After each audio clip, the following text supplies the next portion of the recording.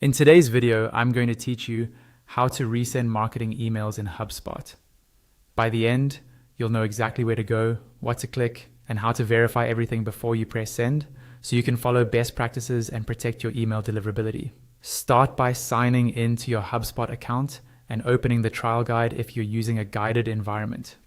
From there, look toward the top navigation and open the More menu. In that expanded menu, choose Marketing and then select Email. This brings you to the central email dashboard where all of your drafted, scheduled, and previously sent marketing emails live. Find the specific email you want to resend. You can scan the list or use search and filters to narrow down by name, status, or date. Clicking the email opens its details page, where you can review performance metrics like opens, clicks, and bounces. This quick review is helpful to confirm why you're resending, perhaps to reach contacts who didn't see it the first time. On the email's details page, open the Actions menu and choose the Resend option. HubSpot may prompt you to confirm the audience and timing. Take a moment here to be intentional.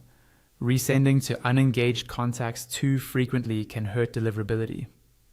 If available, consider limiting the resend to contacts who didn't open the original message, and always ensure you have proper consent. Before you send to your audience, click Send Test Email. This step is your safety net. Send the test to yourself or a small internal group, and double-check the subject line, preview text, personalization tokens, links, images, and any smart rules or dynamic content.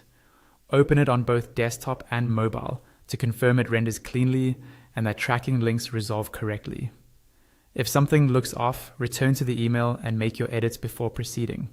Once your test looks perfect, go back to the email details and click Send to complete the resend.